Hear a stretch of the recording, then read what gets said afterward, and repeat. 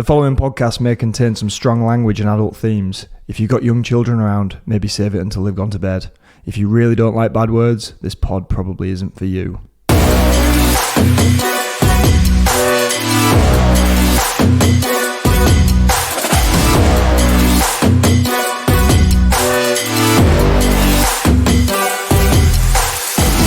Welcome to the Making Up the Numbers podcast.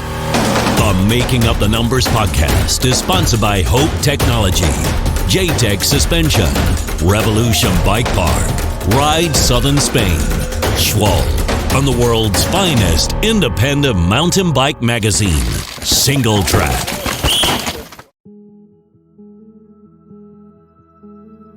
Previously on the Making Up the Numbers podcast. We did testing with the stem and we were literally just riding one steep track. So at the time that stem was pretty good. Like I didn't really notice a whole heap of difference. But yeah, like that stem caused me a lot of grief. Caused me a lot of grief that year. And like I was crashing so much and I was always just like trying to figure out what was going on. We went to Fort William like a week or two later and hoping I could race. My race bike got stolen in the van when we got there. And so we rebuilt up a practice bike. I went out and practiced, did 2 runs, flat landed the finish line jump, broke the same crank arm. And just, that was maybe the most mad I've ever been because my ankle was destroyed and I did the exact same thing, folded it back under the bike. So then I got into Fort William finals. I couldn't walk, but I could stand on the bike. So I'm like, let's give this a go and see how it goes. And then I had probably the biggest crash of my whole life where the thing exploded and I was flying through the air. Yeah. And so that happened. Went to Leogang the next weekend, still on an ankle that I couldn't walk on, got on the podium. And then I think we went to Andorra or something was the next race. And I got caught in the dust in practice, crossroaded, hit a tree, and I blew out both my shoulders. So it was just this like comical like string of events where I was like, what's it going to be this weekend? Like it was just one thing after the other. Yeah, I remember I did the first e cross country in Montserrat the year before, so I had a bit of a clue on what was going on, and I spent the race battling with Loic's dad. So I was like, okay, there's a bit of a difference at some of the motors. And actually, Loic's dad had a huge crash because I was like cheering him on so much from behind and he went straight over a berm. Oh, geez. But Loic was like, yeah, you shouldn't be riding around behind my dad.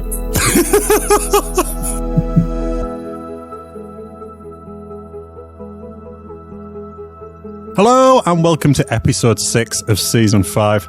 It's only been 6 weeks since the last episode, but it feels like a lifetime ago. We've had 4 huge races in that time, and we'll be working our way through those shortly. Then we'll be joined by the winner of the Leger World Cup, Benoit Coulanges, before closing out the show with a few predictions for the final 2 World Cups of the season and some team rumours. Jack, Emmy, let's get into it, and let's start with Worlds. Can you remember that far back? No. Neither. Well, I've written a few bits, so we've got some scripts. So firstly, can I just say a big thank you to everyone I met when I was up in Fort William, from Charlie Hatton's mum to Ryan Pinkerton's dad. Everyone, it seems, loves the pod, and you never get tired of hearing nice things about the things you do, so thank you. In the junior women, it was a Kiwi 1-2-3. Arise van Leuven took the win with Poppy Lane grabbing silver and Sasha Ernest bronze. So first question, Emmy, are these girls all first year juniors and just how good are they going to be? I think they all are, to be honest. And also it was pretty funny because of course Jenna Heston was the reigning world champ. So obviously she was like very interested and she watched the race and then passing on her like world's jersey to another Kiwi was very special to her. And I feel like, yeah, they're all going to be like, Sasha got picked up actually by Trek Factory Racing, like only just before Worlds. So she raced on a Trek bike and she hadn't really ridden it. So she was struggling a little bit because I think she's shown like that she has probably the most raw speed of the 3. But she still like makes a lot of mistakes, and also like obviously like with the new bike and everything, she had to like get into it, but she still got bronze. And Poppy Lane was like also someone that we didn't see much so far, but she proved to be like very strong. I think like Kiwis have proven also in other categories to be fast in Fort William before. So yeah, it was very good to see. Cool. And in junior men, Henry Kiefer took the win, but then crashed out in Andorra. So we haven't had much chance to see more of him in the stripes, but hopefully he's on the mend. In elite women, Rachel and Nina had big crashes in practice, but still raced, which surprised a lot of people, including myself. Louise Ferguson had a great result in fourth, Marine in third, Cammy second with a smooth run, but she didn't really risk it. Is that pretty accurate, Emmy? Well, she crashed in qualies, and that was like very unusual for her. Yeah. And she crashed in Val di Sozzo the weekend before as well. So I think it was like, it's not that she didn't want to risk it or whatever, but there's something going on there. I was like a little bit like out of her character. So because she slid out completely like unexpected in quali, and her bike didn't feel right. The bike was better for final, she said, but I think her run was like close to take the win. And Vali has always been strong in Fort William before.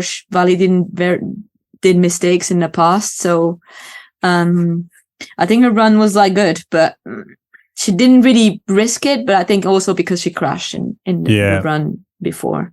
I don't know if you guys saw it, but Vali posted a helmet cam on the after the first day of practice, and I looked at it, and I remember seeing it was like 5 minutes, 5 seconds. And when I went and looked, the guys weren't going much quicker than the national, if anything, if quicker than the national. And that was already 5 seconds faster than Nina's winning time at the national. And I thought, Christ, she's going to take some beating here. Did you see that? Or didn't actually, no. I didn't see it, but the course was a little bit different than national, so I don't know if you can really compare. But it was definitely faster as well, the way they like worked on the course. But Vali has been so strong this year, and also like she always liked the course. She always did good there.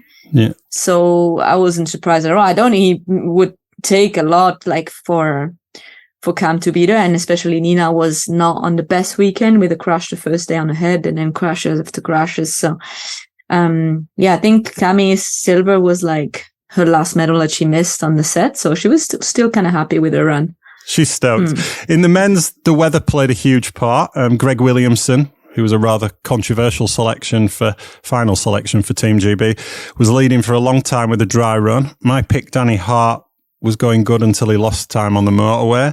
But Charlie Hatton put one together. Jack, you picked Charlie for the win. Was it track knowledge in those conditions? Was it just holding it together when others didn't? What do you think separated Charlie from the rest? Yeah, I think it was a bit of everything on the day, wasn't it? The run was awesome, and it clearly clicked for him. And I've kind of been waiting for Charlie to put a result down for a while. And I'm surprised it was winning Worlds. I thought he'd get a World Cup podium before he did that. But yeah, I think everybody who knows Charlie was absolutely over the moon. Yeah. Obviously, he's out injured now, and I think he might be having an operation today, because I did speak to him about coming on tonight. So heal fast, Charlie. The big question, though, do you think he'll go on and win a World Cup now? Oh, yeah, definitely.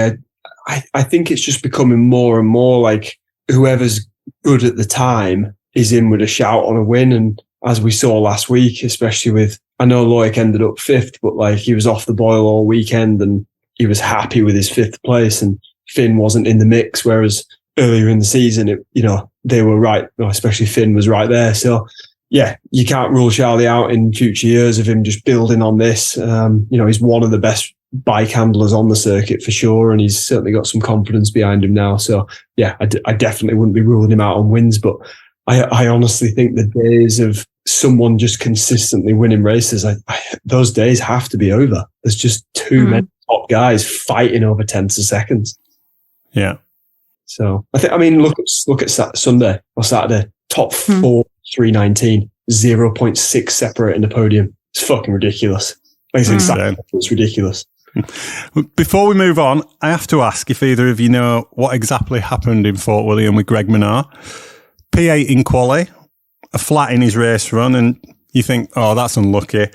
But then in an interview afterwards, he's not too happy. He says, we weren't prepared for the weather. And you see the photos after. I didn't notice at the time, but you see the photos after and he's gloveless, which is really unusual. And then you go to Andorra and Lyle's been moved on to other duties and Greg's got a new mechanic. Have you heard any more about that? Honestly, you've told me things there that I didn't know. So, So I've heard he's switched mechanics. Yeah. But I don't know like what happened. I know he had a lot of mechanicals this year, but I haven't had any details. But yet obviously he's always been a contender on this track, and he was riding well in practice, like way better than the rounds like before.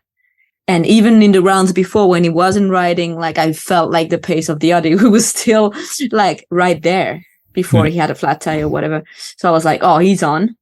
And then he had like in that tight turn, he obviously made that mistake of pushing too hard or whatever with his weight. And I don't know what about the other stuff, but it definitely seemed to like have helped a little bit because he was pretty on it after that. So I zoomed into the photo of him gloveless as well, and it looked like he was running an Assegai on the front, and I was like, yeah, that's probably about right. I don't think would he have changed tyres in those conditions, Jack?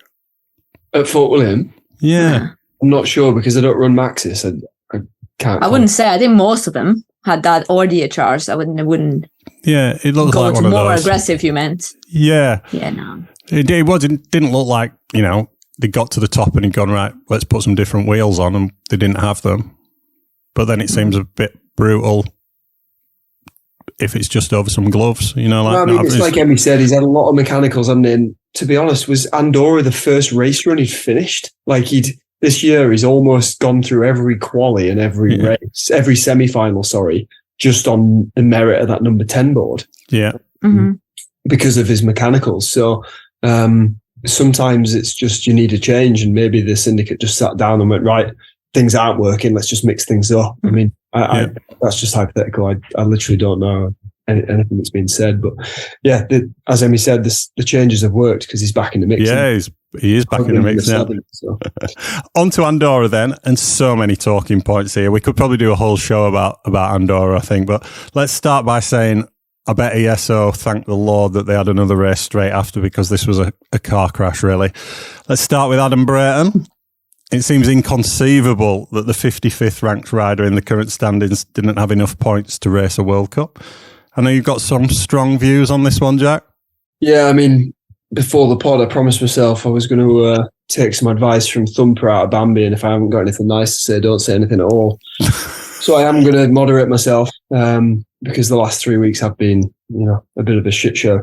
But I mean, I used Brayton as an example purely because he is a rider who has raced 2 semi-finals, secured 47 UCI points, or World Cup Series points. We have to now distinguish between. We never had distinguished between that before.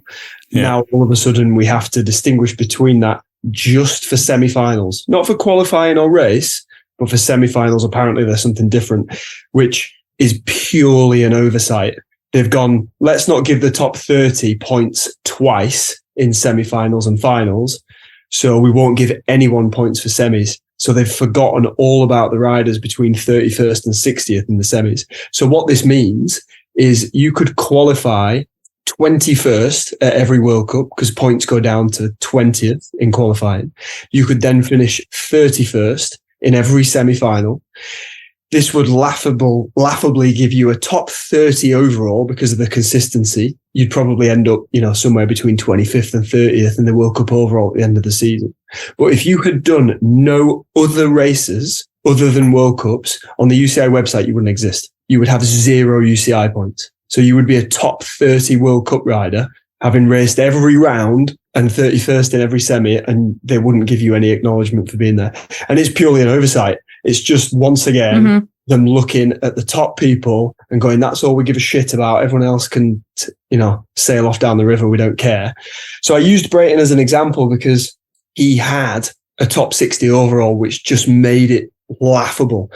Dan Slack, my teammate, is affected by it. Dan's now back riding. And if he wanted to come to America, despite finishing 31st in Lenzerheide, and with those points and his Portugal points, he has more than 40, he still wouldn't be allowed to race snowshoe and Mont St. Anne on merit. He would have to apply for a BC jersey.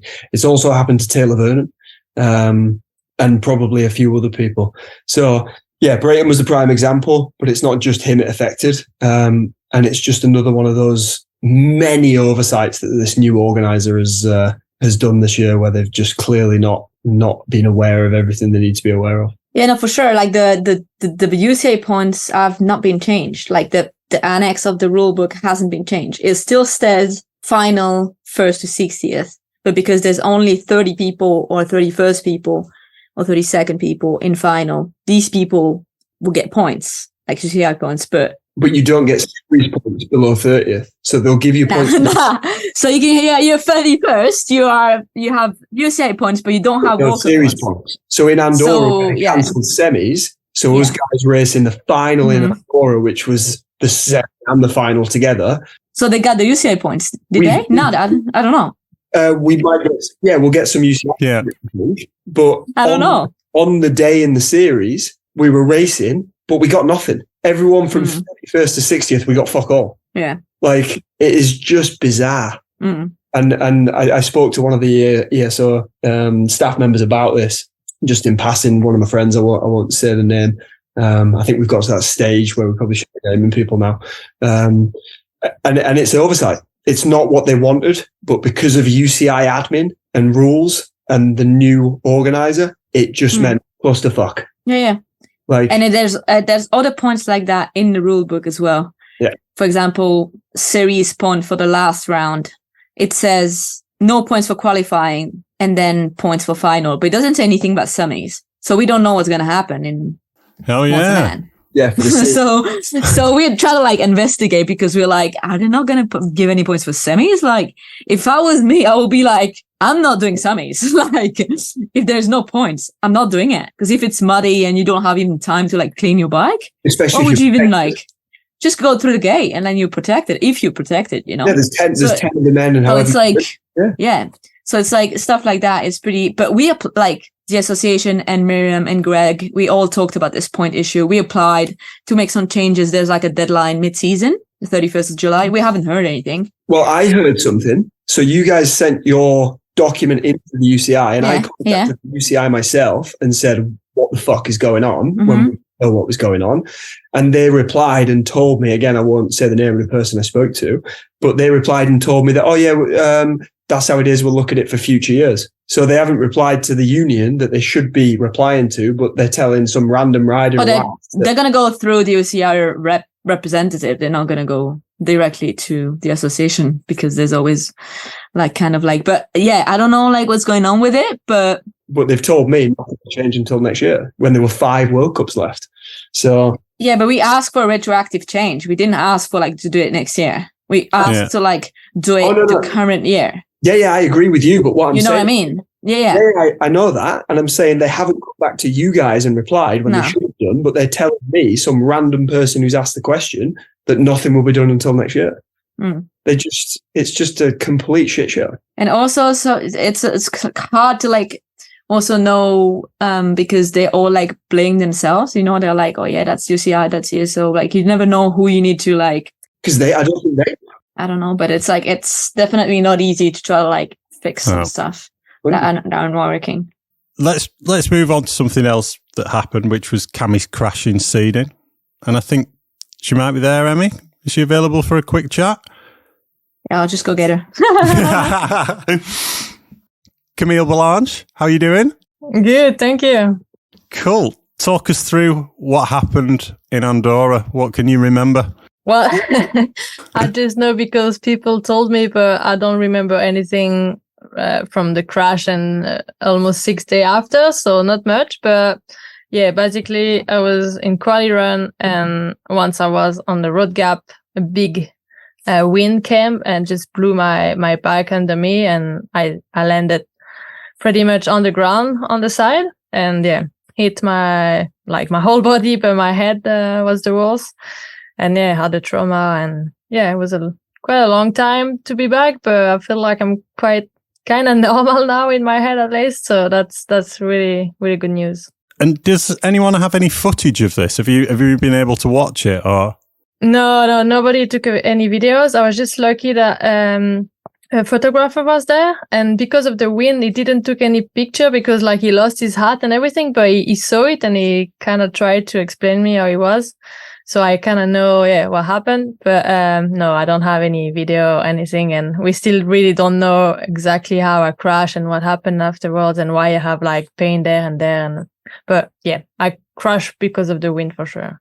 And 3 weeks in hospital, and I believe you had some real changes to your personality with the concussion. Has that been the scariest part? Well, not for me because I don't remember anything. So I don't have any memories of me being weird and like, like I don't remember those stuff. So for sure for my family and Emilie and all my close friends, it was for sure the hardest. But for me, honestly, it was easy. Like I don't remember being in so much pain. I don't remember crashing. So I will say, the worst is like, you don't know what to expect and you don't see that injury because it's in the head. So you don't know how fast it's going to heal. And it's super weird injury. And for sure the worst I had, but at least you can feel I'm super happy is that every week is going better. And like my everything is improving. So that's a really good sign. And that's also super motivating when you see, I was struggling to memorize and then you missed 2 words and then just one. And so, that's for sure cool to see. And I just hope my whole body is going to be back. Yeah. That's something I need to wait because I can walk, but like everything is quite slow. Like if I want to move my foot fast and stuff, I can feel like today was the first time I was back on a bike just to see if like the aerobic, like the endurance is a problem for my head. And it was all good, but I could feel that on the bike. I was like, like I could pedal, but it's like everything is quite slow and you don't feel comfortable. And like, it's super weird. So for sure it's going to take time, but. Yeah, like you have to think about it. I mean, I didn't have to think about like pedaling or stuff like that was easy, but we'll say maybe you think about what could happen. I don't need to I'm not allowed to crash or like, you're more scared of everything. It's like quite weird. I don't know, but it was the first time. So it's okay. So I believe the physio's already started. And as you said, you're back on a bike. This season's done and dusted. Is it just now a waiting game until? Yeah. I need time. Like my body is healing and most of the stuff is going to take 6 weeks. So I don't have any pain. So I need to wait. I need to be patient. And then at one point when my body's going to be healed, we're also going to know if everything is 100% back to normal. But for that, I need more time. After 3 weeks, it's just too short. Yeah. And then as soon as I'm going to be all good, then I'm going to start training again and everything. But right now it's just a bit like, I need to be patient and do step by step. Obviously for the head, we need also to have like protocol testing. That was like today, first 30 minutes aerobic. When that is okay, then you can test the next and then coordination, whatever. But you need to go like step by step and not go too fast. Emmy, do you want to tell us a bit about the journey? What it's been like? Oh, well, that's why when you asked me if I remember Fort William, I was like, no way. Because it felt like these 3 weeks felt like, I don't know, like 6 months, in the sense of like, since the crash and the way she was like, I was like, literally, I thought like me and her sister were there. Yeah. Like 5 minutes after the crash. And to be honest with you, I didn't even know she would like survive because we didn't know she had like internal bleeding. She was like not making any sense. She was like erratic. Like the medics were pretty stressed. So we didn't know anything. Yeah. So until we had like news that the CT scan didn't show any internal bleeding, also the head seemed to be kind of all right. Then we were like first relief, but then when we talked to her or like tried to talk to her, she was just like not talking or like she was just like sleeping. But then when she was awake, she was like, obviously the pain would take over. She just like really, really like aggressive and like would like say everybody was like, she was swearing. Like it was weird. And I was like, surely something's wrong. Like, and people would tell me as well, like if she has a head trauma, obviously this is all symptoms. Yeah. So I was kind of even hoping something was wrong because I was like, oh, hopefully she doesn't stay like this. Like in the sense of like, yeah, she wasn't herself. Yeah. And it was only like maybe a week after when we had her flew back with the Swiss insurance medical jet. It was like, she doesn't remember any of this, but I was like in the jet, in the cockpit having kind of like the only bit of fun I had in this week with like the pilots, and everyone was really nice. So that was nice. But then obviously she was still like kind of in the clouds or whatever. And it's only after maybe a week or so that she first like, show me like any signs of being normal, like a little bit of affection, nothing. I was just like, maybe she just forgot like not who I am, but like who I am to her, you know? Yeah. And it was like kind of a bit panicking. I was like, whoa, is she gonna like stay like this forever? And then she started to like say, oh yeah, like talk normally. And that was like the second relief because I was like, okay, it's coming back. Yeah. And then she got to the clinic and that was like also good that she started to do stuff, but then she was bored. And then I was like, oh, now she's definitely herself. And then now she's out of the clinic. That's another relief. And now she can start like all the therapy that she needs, but still be at home and not be that depressed in that facility, which is just doing their job. But I think as an athlete, it's hard to be surrounded by people that like are really, really in a bad way. Yeah. So yeah, no, it was definitely it felt like a lifetime, and a hard journey as well for me, for her family, everyone. But it was way better outcome when I think about the accident itself. So 2-part question for all of you.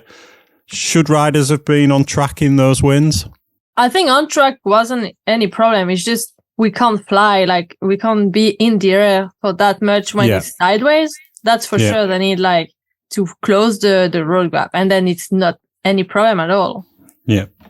I think the point that's like maybe Jack, I'm interested in your answer because I feel like in the history of downhill as well, wind affects people in a different way. And also like lighter riders, I've always been more affected than other riders because I'm like 50 something kilos. And like someone that's 80 kilos would be less affected because there's a huge weight difference. But also like she says, like where you build features is not being like looked at. And we've been in under maybe a week before the race already. And we've ridden the 3 days, like Friday, Saturday, Sunday. And every day from like 11:30 to 12 to 2:30, there's like wind gusts, like huge ones. And the Commencal guys were telling us, yeah, it's every day is the same. The wind comes up at lunchtime and then it goes back down at like 3 p.m. And everyone that lives there knows this. But for some reason, the only big road gap of the track is built in the most exposed piece of track that there is. Yeah. So like, I mean, you can still try to do it, but if you put like a wind sensor of anything that any wind sport have, and you say, okay, if it goes until like a certain amount, then you'd be just close the road gap. And then you just like, or you build it somewhere else, or you just try to be safer. But like, there are solutions for stuff like that.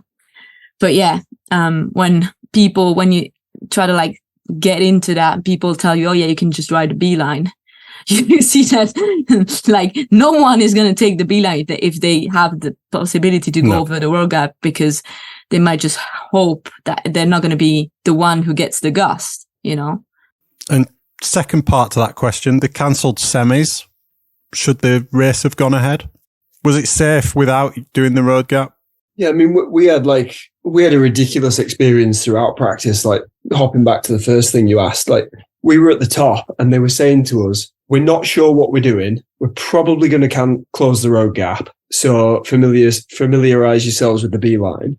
And we might close 2 jumps at the top. So check those beelines out as well. And we were like, what do you mean you might close jumps? Like, so first run, I think pretty much everybody tried going around the road gap. And to be fair, it was a really good line. Like it was way more fun than the road gap. And then when we went up for second run, they started really saying they were going to potentially close these 2 jumps at the top. And I think Danny was there and a few other people were there. And we were asking, we were like, what jumps are you talking about? And we made the track guy explain properly which 2 other jumps he was talking about.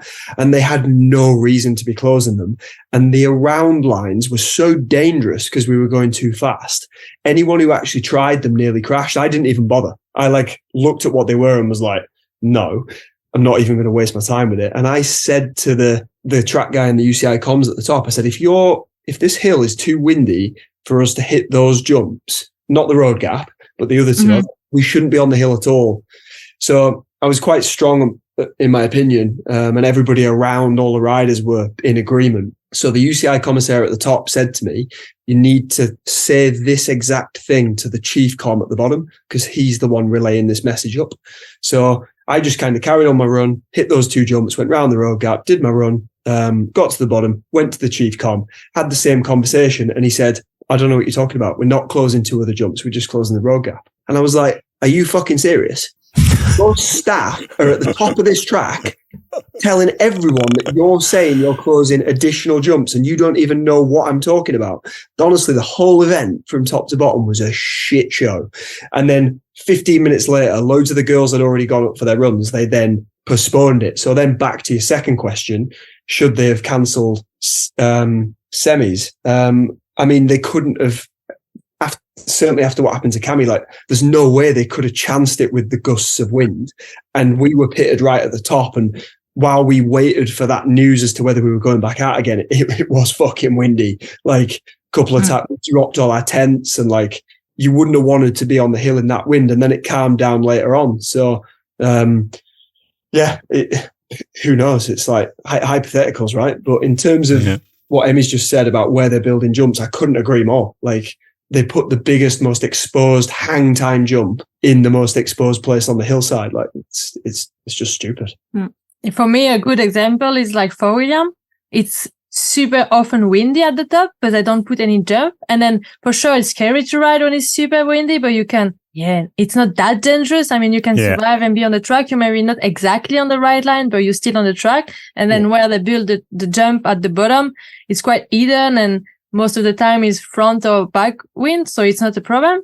So for me, it's they know they have the wind, but they don't build jump at the top. And for me, Andorra is just stupid because they know they have wind and it's super high altitude and they build the biggest jump at the top and they know they have wind. So you're like, I think, that's stupid because as a rider, we know the risk of downhill and we agree with it. We're okay. But being injured because of the wind dust, I just think is stupid because they could have avoided it. So, Yeah, definitely. And in Ludenville, they had done that. Ludenville, the top of the track was super exposed and there were jumps, but they were all small, tight little lips. You could push through them fast if you didn't want to jump them in the wind. Whereas in Andorra, you either jump those jumps or you're going to lose 4 seconds every time you go around one of them. So, not ideal. Well, thanks for joining us, Camille. Yeah, thanks for having me. We'll let you go and get some rest, and hopefully we'll see you back on a bike reel soon, and it all comes good. Thank you. Yeah, hope to see you guys soon. Yeah, get well, mate. Bye-bye. Cheers, Camille. Jack, for anyone who hasn't watched your vlog, you've just described it as a shit show, I think. Tell us a bit about life as a second-class citizen over on a completely different hill to the race in Andorra. Yeah, I mean, I won't go into too much detail because, like you said at the start of the pod, we could literally talk about this all night. So anyone who does want more detail can go and watch that video. There's some entertaining footage on there of me having to get a bus to my race run with about 100 spectators. And basically, long and the short of it is this year, the elite teams got a pit at the very bottom of the track and everyone else was just given the middle finger. The UCI mountain bike teams were 2 kilometers up a road in one direction. And the gondola to come up from town was 2 kilometers in the other direction. And that's where my pit was, where the tech support and the XC was. So it wasn't just me that was affected by where I was. It was also anyone who was getting the gondola from town and didn't have an e-bike. Last year, we were all pitted there and they ran shuttle service. And to be fair, in 2022, the shuttle service was efficient. We didn't have any problems. The mechanics were doing the same as this year and they were taking the tools across. But this year, the shuttle service was non-existent. On the way for practice in the morning, a shuttle wouldn't take me because on race day, they wouldn't take me because they had a load of drummers in the shuttle. The shuttle had bike rack on the back for bikes, and it wouldn't stop for us because it had a load of drummers in there who were going to the bottom to make a lot of noise. So you're leaving the athletes behind and taking them. And then the second time to go back for race run after they gave us the green light on race day when the wind settled, there weren't any shuttles. We stood there for 15 minutes, and in the end, we just had to get on a bus. And then after the race, there weren't any either. So by then, they wouldn't even put us on the buses. So I had to e-bike bags back and then bring a car down from the Suntour pit, get one of the guys to kind of come and help. And then I had to tow Sam back on my downhill bike. And it was the same going back to the UCI mountain bike pits. People just couldn't get back there. So it was just once again, elite teams, here's your space. Everyone else can fuck off. And that, in a nutshell, is what the World Cups has become this year. All they care about is putting a show on with those top riders on the elite teams. They don't want the rest of us there. So next year, they've got Worlds in Andorra. How do they fix it? Because at a World Cup, you can, I don't want to use get away with, but you can get away with, what you're saying is, it's whoever pays the most money gets the best pits. And the World Cup is a commercial entity. They can probably get away with it. Can you get away with that at World Champs? You can't have half of Team GB on one hill and half on the other. It's unfixable. It's not a viable venue. Like, this is the problem we have with the World Cups. It's all about money now. So these venues are paying to host a World Cup, so they will host a World Cup. And honestly, like, the number of police we saw doing nothing. At one day, I rode back on the e-bike from our pits from the race bottom to my pit, 4-kilometer journey. I saw 11 police vehicles doing nothing, including like riot police. Like, it was just the weirdest week I've ever too busy arresting my teammates. They got arrested. Fines of people by driving the Grom motorcycle without gloves. Yeah, like, honestly, it's just laughable. That week in Andorra, me and Sam were literally, we were just laughing because we were like, this is so bad. Like, what else can we do other than just laugh at the situation we're in? Yeah. So, yeah. So let's go talk about some of the racing that they managed to get on. Yeah. Iris took the win in junior women, Ryan Pinkerton in junior men. And we'll talk about Ryan in the Team Rumours section at the end. Nina took her first win of the year with an incredible run. Also on an incredible run was our very own Jack Redding. Against all the odds, up at the final split, on course for a top 10. Talk us through it. I should get a bus to more race runs, I think. Did you get excited? Oh, must be. No, honestly, I was thinking about this earlier because I'd read the script and I was like, what went on? And basically, I think I just had a perfect build through my weekend. I never really felt like I was at my end pace. So, like, Ludenville was the opposite. I did 4 runs and was like, I'm good to go. And then I didn't put enough on it in my race run because I got comfortable, if that makes sense. Whereas Andorra, I never got comfortable. And I even remember the run I had before the race run when we got sent back again after the delay. I was still like making decisions about how I wanted to ride in that run. And I think it just all timed up quite nicely. And I remember before I crashed, I was sat 16th and I'd just gone through the 4th split, 6th fastest. And I was just building momentum. And I can remember riding through that split. And there were a couple of corners where I can just remember we had Eddie on the podcast talking about the flow state and I was fucking in it. Like, I was literally just flowing through everything. I was catching everything just right. And the annoying thing is, where I crashed, I made the same mistake last practice run. Just too aggressive, too fast, slightly on the bank. But in the race run, I just landed on that knuckle rock and it just wiped my front wheel out. And purely rider error. I can't blame anyone but myself. It was just one of them. I didn't feel like I was getting overexcited in my head. It was just, that was the pace I was at. It had all kind of come together nicely at exactly the right time. As you say, it could have been a great result. And threw it on the floor, 2 corners and about 12 seconds finish line. So yeah, it was, I was fucking gutted. I can't lie. I was absolutely gutted, but is what it is. That's racing. It was, Well, you gave us all a buzz, mate. Yeah, seeing you come through it in green, I was like, what the fuck? Come on. I know. I come through the finish and then obviously just got myself out of there because I was pissed off. And Aaron Gwynn stopped me in this little tunnel that we had to go through to get out. And I was like, I remember thinking, obviously I was annoyed. I didn't want to see anyone. And I remember thinking, why is Gwynny stopping me? Like, and he was like, "Are you all right, mate?" I was like, "Yeah, I'm fine." He was like, "You were on one." And I was like, was I? Because obviously I don't know anything. I didn't even look round. Like, yeah, you've just got out of there. Yeah. He went, "You were green." And I was like, it just made it worse. I was like, are you fucking serious? So I just went back to our little pit at the bottom of the chairlift. And I just sat there on my own, just didn't ride and anything, just sat there staring into space for about 20 minutes, processing it. So, but that's racing, and that's why we love it, I guess. It is. Because it's not easy. You picked Thibaut for the win, and he came down with 10 riders still to go. Finn was the rider behind him, and he got third. But after that, the best ranked top 10 rider from qualifying was Loic, who seeded first but finished 22nd. So it was definitely weather affected. We'll never know for sure, but in a word, would Thibaut have won if the weather hadn't changed? No. I think Loic was too strong. Yeah, I think there were a couple of them who qualified hard. Mm-hmm. He was riding hard though. He was riding well. I don't know. Like, it was. If it was completely dry, it could also have it pushed even more. But I think Loic was just. I think you've also got to look at the time Thibaut won with. Yeah. And based off qualifying, it was beatable. So no disrespect to Thibaut, put the run down, and we did. But in a word, the answer is no for me. It reminds me of I can never remember the guy's name. The lad who won a rain affected World Cup and got tied. Fail, yeah.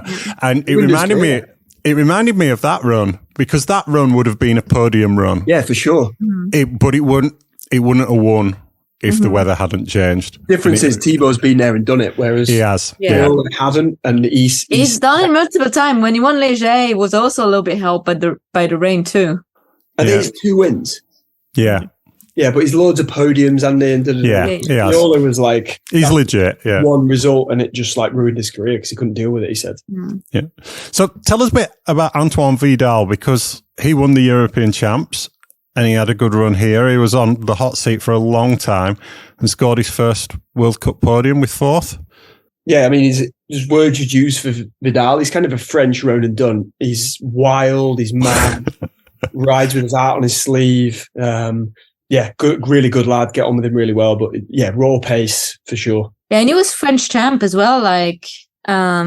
Was it last year? It was. Yeah, it was last year. Yeah. So he beat Loic first. I know Benoit had a flat tire on the last corner. He blew his tire on the last corner, but he beat even Amaury was racing then. So he beat Amaury, he beat Thibaut, he beat Loic, he beat Loris fair and square there in Les Ors.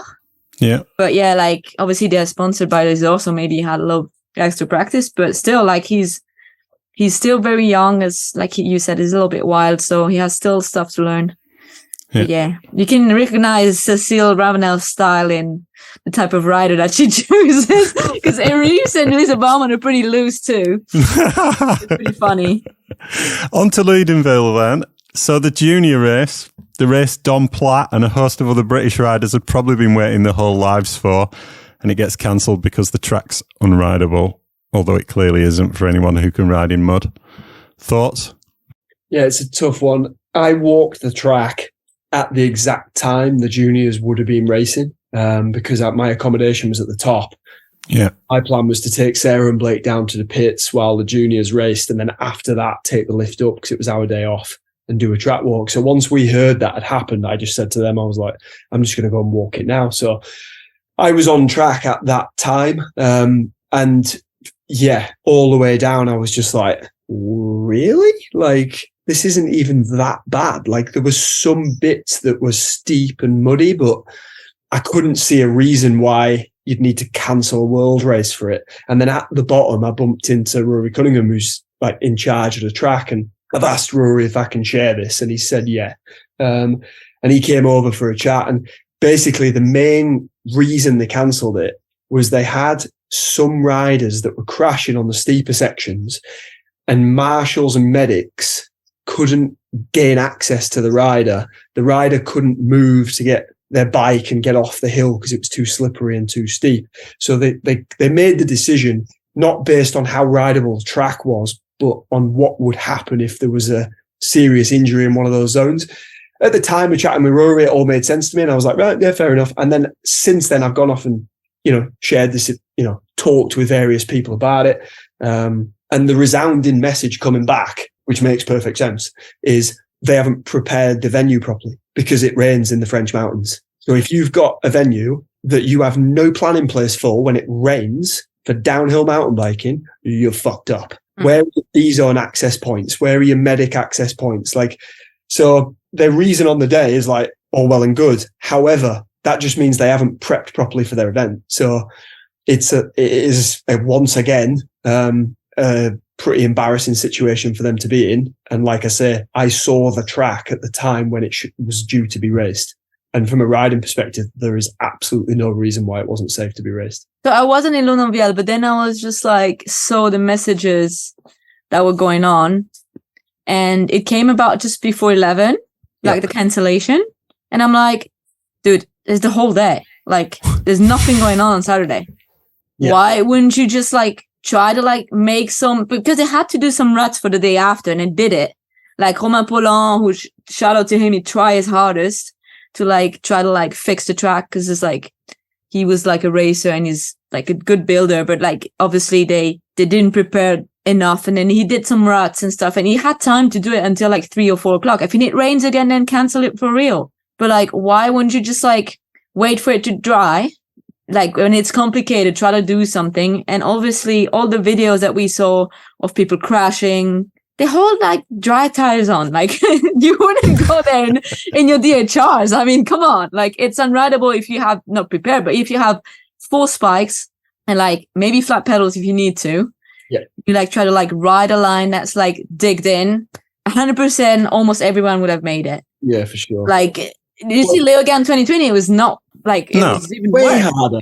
Way harder. Way more holes and everything. So I know that the juniors were gutted. They're what the hell? Human. There was so much anger in the pits. It was ridiculous. So if you at least try to get them back on the track, see, okay, how is the track? Even the junior girls I texted, Erise texted, and they're no, we want to race. For sure we wanted to try. So it's robbing these young people of and mud experience of a challenge as well. So that was I was okay, I understand some of the reason, but obviously you can at least try to you have the whole day to try to figure out something. So the decision came so early, I was mind blown. I was well, wow. The interesting thing at the moment as well is they're not making any effort to discuss these big decisions with anyone. Then, Andrew Shander, who manages the Trek team, he saw this conversation I'd had with Rory from the bottom road, and he flagged me down on the road, angry, and said, I've just seen you chatting with Rory. What the fuck are they doing? What's the reason behind this? He's a manager of a huge elite team, and he didn't know why it was going on. They're not consulting riders. They're not consulting team managers. And when it's a decision that big, when, like Emmy says, it doesn't really make sense. And there's suggestions people could have made. Flo Paye made a great suggestion on Eddie Masters and Dean Lucas's little chat thing. Do what we would have done in the old days. Open the track for the day. Get us out there. The riders who feel confident and know what they're doing in the mud can get out and ride the ruts in. The track will be podded in for the rain. If the track's suitable, run the junior race later on in the afternoon, and then we would continue the following day. There were ways and means of making the event happen. Ultimately, it was just such a strange move. As an outsider kind of looking in, for me, whoever's making the decisions isn't very good at making decisions. The big decisions. When you look at the big decisions from well, we're going to do a semi-final, we're not going to get Rob to do the commentary. The big decisions that somebody's getting paid the big bucks for, we're going to cancel a race. They're not very good at making big decisions, I don't think. It just seemed like fish out of water. The whole thing just seems like it's just, everyone's just disillusioned with what's going on, really. So, perfect weekend for Vali, going for 1-1-1 and looking pretty imperious doing it. What a race in the men's. Dak's run was wild. Lots of mistakes, but still good enough for second. Thibaut Deprella's crash was brutal. We couldn't find his bike. That's the entire Commencal Muck-Off team out. We've seen them have some incredible success, but this is the other side to riding the edge, isn't it? Do you think they're going to have to try and tone it down a bit? I don't know, like there's still the juniors still racing. And then I know. you got and they've drafted Dylan Maples in like it. helping Yeah. out, but definitely. Well, they all have a certain character. Like Thibaut, Miriam, and Amaury. I know, like they've been sometimes riding with injuries, and they've been riding like on the limits so many times. Obviously, other people do that as well, but like it's still kind of the way they operate, and that's why they like also such a family and how they work together. Yeah. But I don't know, like for sure, Amaury has probably learned like a lot of things about himself, about the sport, about the way he does things to this injury. And I would be surprised if he still like goes out and take that many risks. I think he will probably be like a little bit more of a smarter racer now, and maybe for the better. I'm going to share something with you which maybe contradicts that.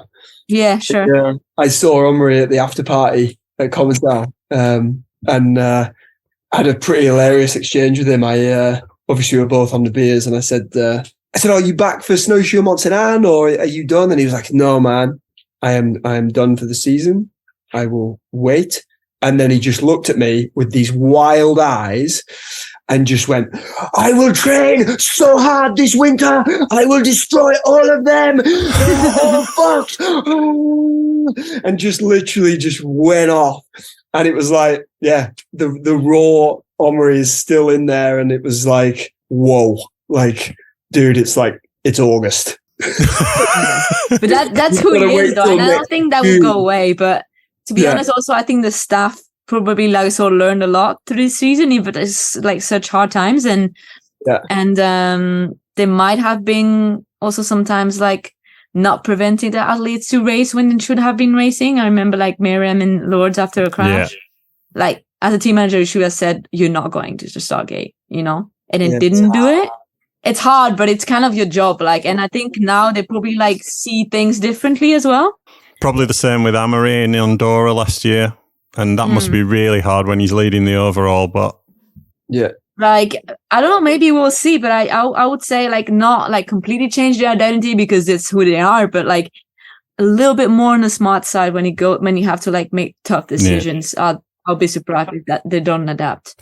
I can't remember it I only have knowledge for the last kind of 12, 13 years, but I can't remember an entire team being out injured before. They've always been able to. Made. But yeah, I mean, I think they are what they are, aren't they? And like Emilie said, you can't, if you try and change who they are, then, you know, you're going to lose that fire they've got on the bike, and the athlete would essentially not be what they are. So maybe like Emilie said, a little bit more kind of, smart decisions going on, but ultimately they are what they are, and that's why they've been so successful. They've got to take the rough with the smooth in extreme sport.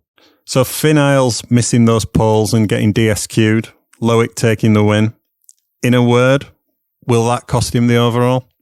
Not necessarily. We were talking about this, like with the amount of points you can score in semis, if Loic has a mare in Snowshoe and one of the riders in the top kind of 3 to 5 wins everything, it'll be all to play for again. It's in Loic's hands, isn't it? He has a good one in Snowshoe, and they ain't going to catch him. But I think it's definitely still races on. Cool. Well, that seems like a great place to pause, because we'll be back with the man who won quali and semis in Leadenville, Benoit Coulanges, after these messages. My name is Amaury Pion, and I asked Tralby to develop the best downhill tire ever. Amaury asked us for something that offers an edge over Magic Mary. We are all looking for something new, I guess. We needed something for more precision. So from that, we just worked all together to make it happen. Being fair, actually, the team started the development. Maxime, he started to cut down a big Betty and try to get it into shape to make it work. The grip is just perfect. The Taki-chan just gives you the best precision you need. It just gives you a lot of braking traction, safety, and corner hold. It's like riding on rails. So if you're an active rider, it's super rewarding. If you're a passive rider, it's still a fantastic time.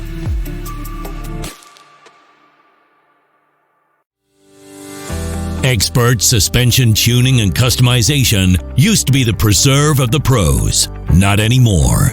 Let the expert team at JTech Suspension take care of your fork, shock, or drop a post to experience the feel of factory racing. With over 20 years experience, J-Tech Suspension are the OGs of buttery smooth suspension. Get the Pro Touch and get the best out of yourself and your bike. Visit j-tech-suspension.co.uk and chat to the experts in race-ready suspension.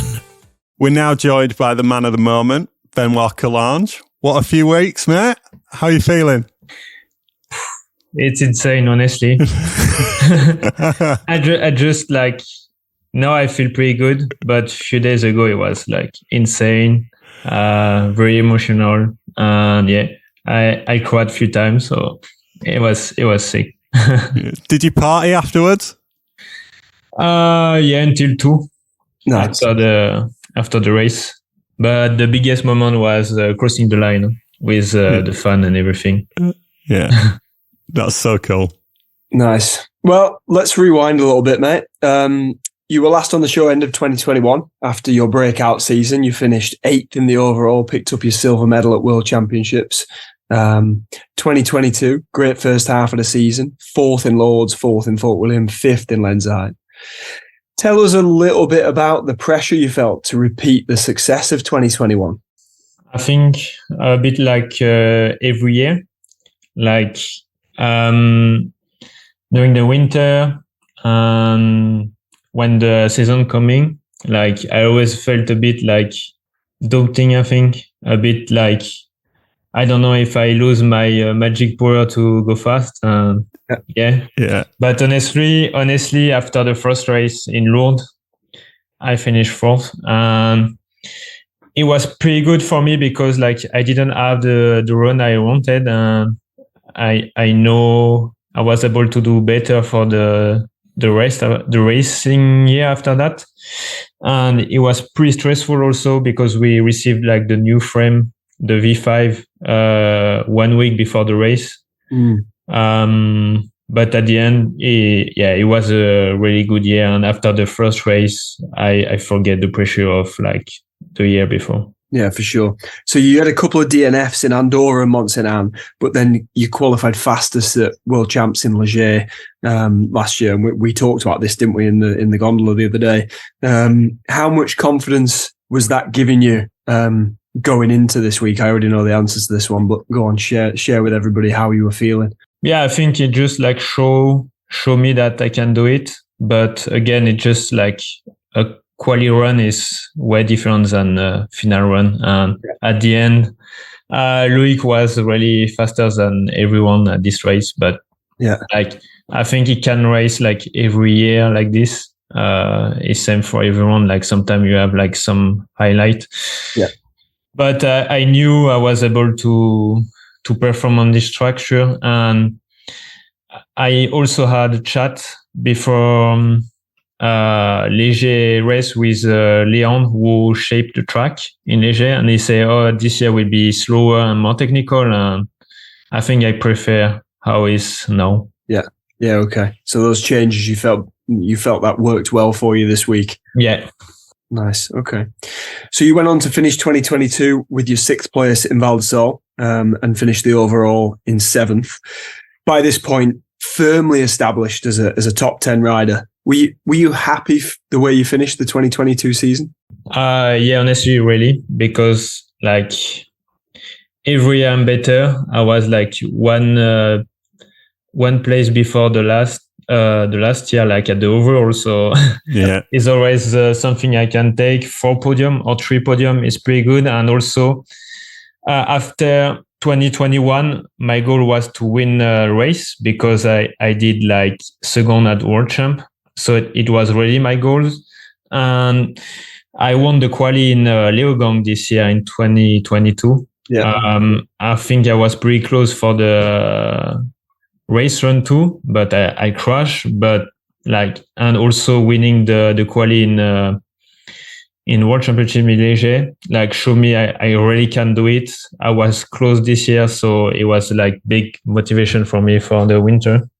And yeah, honestly, pretty good year. Like 4 podium. Like I think like if I had a good run, I was able to do a podium at every race. So it was pretty cool. Yeah. Nice. This is something I really like about Benoit, because some people don't really understand that, but he can also like sometimes like, oh yeah, you're getting 7th or 8th, and he's always someone that says, oh yeah, I'm really happy with my 8th place. Yeah. And sometimes someone like Max Commensal would be like, why are you happy with your 8th place? And you're like, well, try to become 8th in the world. I don't see how hard it is, especially like with the times now. So yeah, it always makes me smile when I see Max saying this stuff, because I'm like, oh my God. Anyway, let's move on to this season then, 2023. So you're going good, but like a little bit under the radar, like solid result, Lenzerheide 5th, you qualified 5th, and then 5th in semi, 8th in finals. I remember Leogang, I think you had a crash in qualifying in a tree, or 40th, then 6th in semi, 10th in finals, so always in the top 10. And then Vali Höll 4th in quali, 9th in semi, 8th in final.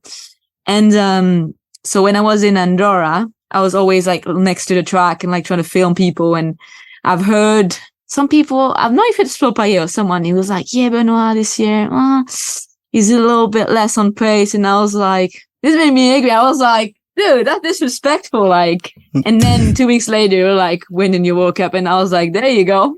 You know, like it's always, people are quick to like tell, oh, it's not your year, but you can turn it around in 1 second. So after these results, like, did you feel like you were getting closer to it, even though people might think, oh yeah, you're not on the podium or whatever? I think like this year for me was the beginning of the year was pretty tough, honestly, because we have the new format, and first race in Lenzerheide, I was pretty good in quali and semi, I think, and I did some big mistake in the final. But after that, like every race we have like weather issue, like, and it was hard for me to understand like how all the rider like evolve between semi and final, or how they manage that and how they improve their time and everything. So like for me, even I love that your response to that has just been to just win everything. I know what I'll do. I'll just win fucking all of it. Maybe it's the easiest way, I don't know, for me, but it just like I think it was after the French champs, same, I was good in quali, I won the quali, and I finished third, I think. Yes, third. And I was like, okay, I have problem in final, because like every time my quali is pretty good, and on the final other rider smoke me. So I thought a bit about that, and I tried to maybe change a bit my strategy, and I take some notes on my book of different strategy I can try.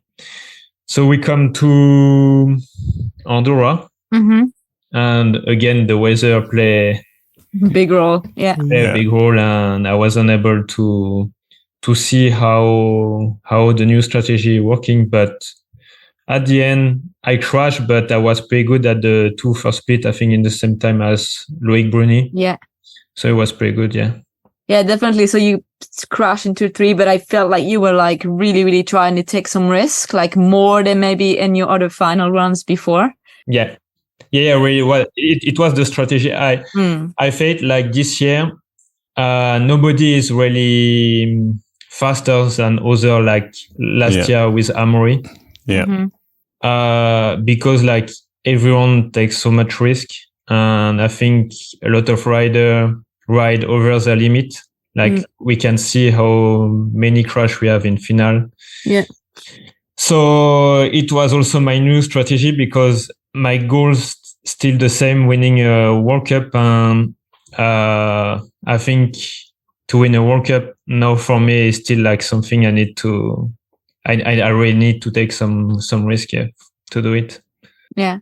So last year in Andorra, you had a crash in, was it quali or practice? And then you had quali, a little injury. And this year, like obviously you were doing a bit better, but yeah, you had the weather against you. Like, it seems like Andorra maybe doesn't wish you well. And now with Camille, we need to turn it around for next year because Andorra is not doing us any favors so far. But you like the track, or me too, Emmy. How do Me you feel too. about this place? I think last year I wasn't really happy about the track, but because of the bottom, like with the bridge and everything. But this year it was pretty good, honestly. Not my favorite, but it was really good to ride. And it's still a dangerous track. Like we have a lot of moving rock, like rock moving, and the wind at the top. And the high speed also is pretty crazy. And last year I crashed because like in the rock garden I had in my line like a rock was moving, so I crashed because that's so. It's like a bit of unluck. I think. But this year it was my fault. Like I tried to push in the during the rain, and it was slippery. Like I think in Morzine 2 days ago, I spoke with Loris. He said to me, "Oh, I was pretty close to took this tree too. It was so sketchy at this part." And me, I push so hard during the run, so sometimes it's happened. Yeah, for sure. But I don't think it's the track. Yeah. I hope. Because next year is the World Championship. So. Then moving on to Le Danviel, and so it all seems to click. You were first in seeding, first in semi, and apparently you had also a big mistake in your semi-final run. Yeah. Last man down the hill, and you were like on pace. I remember me and Cam were in front of the TV because we were in there, and Cam was like, "Oh, come on, he's not gonna win when I'm not there. He's first." He was almost pissed. She was like, "Come on," like. And then I was like, "He's gonna do it. Because like bottom was not the best." And we're like, and then you took your foot out, and we're like, and then you put it back on, and then you slid over, and we were like, "Oh my god, what the hell?" And we almost, we felt for you, but I guess you were like pretty upset about that crash. Hey? Yeah. The track. Honestly, I don't know why the track. I don't know why it's click. Sometimes it's just like this. I think the track is pretty French. It's the Plaine Steeps number 2. Yeah, and also it's a lot of grass and on the French Cup we have a lot of stuff like this. So at the Korea I was pretty surprised, but like for the semi, like it rained a lot during the night or the day before, and like directly the morning I felt really good on the track, and even the staff of my team said to me, "Oh, you're the only one who looked really easy on the track and everything." Like I was pretty stoked, honestly, to ride in the mud this track. It was pretty cool. And so I went to the semi, and with the plan to ride like fluid or with a lot of flow, because I wasn't protected for the final. So it's a shame if you don't go in the final and you won the quali. Yeah. But like always, after 2 turns, I forget that and I try to push. Until this big mistake. Honestly, it was a big save because I was almost off the track. It was on the off camber bit, wasn't it? Yeah. And I was at the bottom, and with the compression at the end, I was like sideways. But it was pretty difficult. And after this mistake, I really calmed down and like make it to the line. So I was so confident for the final. Like I felt like, okay, I have so much in the tank and I can do it, because I won the semi. So last guy is on the hill. Yeah. But like the start of Le Danviel is a bit special. Like you felt like you're more on the like local race than the World Cup, because nobody are at the top. It's pretty flat, nothing to see. It's just like, so it wasn't too bad about the pressure and everything. And good run until I crashed. I don't know if I didn't manage the pressure or if it's something else, but And at the bottom, I was pretty upset because like I felt like last year, Amaury was the boss. Like in Leogong, it wasn't a good weekend for Amaury. And I know when it's like this, I have more chance to win. So I really need to take this opportunity to do it. Yeah. And I crashed one time in Leogong, and this time I crashed again. And for me, it was like, okay, one other opportunity that I put to the trash, and I was really upset. Like for me, I don't feel like I can be like the guys would dominate. Dominate. Dominate. So when I have the opportunity, I really want to do it because like it's not every weekend we can do it. I can do it. So I was a bit like upset, but honestly, after one day, it was okay. Okay. It was good weekend overall. Like 1-2 race, and I was close for the win, I think. So we're like talking about, obviously you mentioned the track, the fact that you liked the track, that the track was like a French track, and also obviously the weather, because I could be wrong and you proved me wrong in Léger, but I always thought you'd be closer to winning World Cup in the mud because I've seen how amazing you are. We won't race the Mud World Cup again, Emilie. Huh? We won't race the Mud World Cup again. They've all been cancelled. Oh yeah, true. Yeah, damn.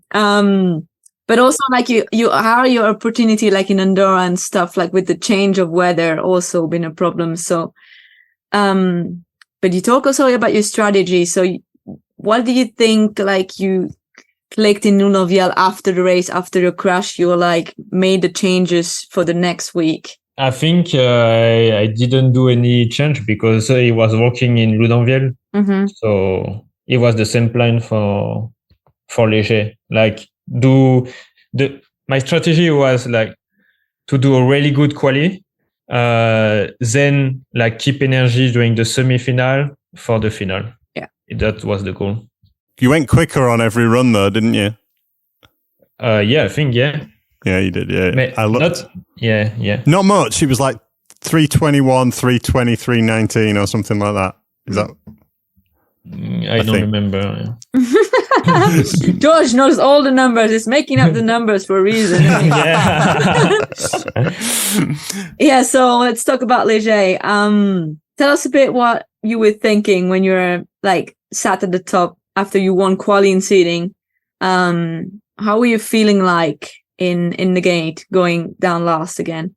Honestly, this time the pressure was way higher because like after Louvain, I received like so much DM and message and fans that told me, okay, next race, it's you. You need to win now. You can do it. We believe in you. It was just a little mistake.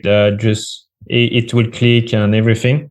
So it's pretty good to receive this kind of message, but like sometimes you felt like it's look easy from outside to do it again, and in the real world it's like really hard, and it put me a bit more pressure. And again, I won the quali 2 times and I crashed 2 times in the final, so it's play a bit in your head.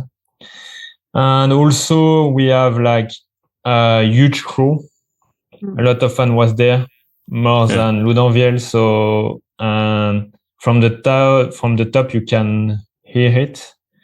And also Mas Commensal come to me before the race, and he said to me, Benoit, our top rider are like injured, so no, it's your time. You're gonna win. So it was. He's a pest, this guy. Yeah, I tried to translate in English, but it's not exactly this word, but pretty much that. And so he said we are 100% in here for you. So let's do it. Do it. So yeah, honestly, when I come to the top for my warm up in Asia, I was pretty stressed. I told to my coach at the top because we have I have my trainer at the top and my mechanic, and my trainer play with me for the warm up. So it's always pretty good because I just play with my my coach to warm up, and after we go to the gate. Like this, I can think about other stuff, and it's pretty easy for me, and it's pretty good for the focus. Also, we try to be late as we can. Like I think I come to the start like 2 minutes before my start. Yeah. Honestly, it's pretty late because at the top between rider, we have 4 minutes. It's crazy long. It's crazy long. Like to wait 4 minutes in front of the gate with no people around and no rider with is really young. So we try to arrive pretty late. And honestly, after when I was on the gate, I was pretty focused, and yeah, what I remember, I was pretty ready. So yeah. So let's go on and talk about the run a little bit then, because I was actually watching the live timing. I was at the lake actually with Sarah and Blake, and I didn't really know what was going on with the race, but I wanted to know if you were going to win. So I think it was Dak was halfway down his run when I flicked the live timing on. So your first split came up and you were red, but you were in touch. And then your second split came up and you were a little bit more red, I think 0.2, but you were still in touch. Third split came up and you were half a second back. And I remember thinking, this gap's getting bigger. It's only small. And then all of a sudden, fourth split, you were green. Did you have any feeling during the run of how it was going, or were you just in your own zone doing your thing? No, we never know. It's always something when people speak about your run from the outside, because it's totally different during my run. Now, honestly, I stick to my plan. During the semi, I did few mistakes because the dust was so insane in few corners.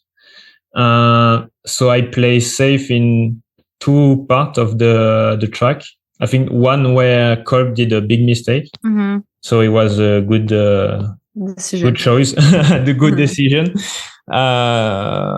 And yeah, just the last corner of the track, I did it so bad, so slow. But honestly, the run was really good. Yeah, really, really good. I pushed where I wanted to push and play safe where I wanted. So yes, it was insane. And when I took around the last turn, I saw the split, but know how is it? You can really know why is the split. I saw one split green, but I didn't know if it was the last one or the second one. It was so strange. And yeah, it felt long until the line. Yeah, for sure. So obviously to win in Leger in front of the French fans, tell us about when you knew you'd done it. Because like you say, you saw the splits, but you didn't know what order. At what moment did you realize, fuck, I've just won? Yeah, honestly, I crossed the line. I directly checked the screen and I saw my name in first, and maybe I wait for 1 second. I felt like it was really long, and I just turned to the crew and run into the crew because I was just I just wanted to enjoy this moment with the fan, and I just wanted to enjoy as much as I can. It's it's hard to describe how easy it was. It was just insane for me. It was surreal, I think. It was 10 years. Is it 10 years? Have you been racing World Cups for 10 years? I think it's 11 years. 11 years. But 11 years for that moment. First year elite, Claude, my team manager, created the team. So I did 10 years with him. Yeah. And at the beginning, we were just pretty much a group of privateers with like maybe 10 grand of euros of budget. We buy the bike and everything. Now we are like a big team with big results. Camille won World Championship and World Cup, and me, I just won my first age race. And at the beginning, like how you can see like the plates at the beginning. I've been looking at them. Yeah. It just like, it's a big improvement for me. And they're my current plate numbers, those, Benoit. And I've been racing for 10 years as well. maybe in 10 years you can win a World Cup. But for me it was huge work, and I just feel like I'm just so proud of me and the team, because at the beginning I didn't even dream to win a World Cup. Like the dream was just like to do the quali done, and after that, like to be on the live TV or some stuff like this. And for the last 2 years, it's my goal. It was my goal to win a World Cup. So honestly, 2 years look like small, but in same time, I saw like Matt Walker did his first World Cup last year, Finais, Goldstone this year, Jordan Williams, Andy Kolb. I was like, okay, they did it. I don't do it. Maybe finally I can do it, because they did like, I was a bit like maybe jealous because they did it before me. Yeah. But in same time, it showed me like it's possible. Yeah, for sure. Yeah, I don't know. For me, it's like a gift after like 10 years of try to improve myself. Yeah, honestly, it's quite emotional for me to hear you talking about it, because obviously we've known each other a long time, and up until COVID, we kind of raced together and we're getting similar results. We had similar sponsors, and I knew you really well. And to see how hard you've worked, and to now see you enjoying the fruits of that and winning is, you've set such an amazing example for any young athlete coming into this of, not everything's easy. Not everything's going to be like, here it is, just go and do it. You have to work hard for it. And you're living proof that if you want something enough, you can go off and do it. And you should be massively proud of yourself, because it's a huge achievement. Yeah, it's very hard because like it takes so much time, and like sometimes during 1 or 2 years, you don't feel like the improvement. So it's pretty hard to believe in yourself like doing so long. I'm pretty lucky because like pretty much every year I step up a bit. So it keeps me really motivated. But like, I think it was 2019, I enjoyed myself. Yeah. And it was pretty stressful for me because like I make a bit of money. Like it was enough to live, but I knew if like the year after that, I wasn't able to do good results, it was maybe the end of my career. Yeah. I wanted so bad, like to keep this life, to be better. So during like the COVID year, I worked so hard. Like everyone say, okay, we took some time, but me, I was working so hard because I really wanted to achieve and to keep my life like this. From this year, I think 2020, every year changed a lot, and I did my first podium in 2021. Yeah, for sure.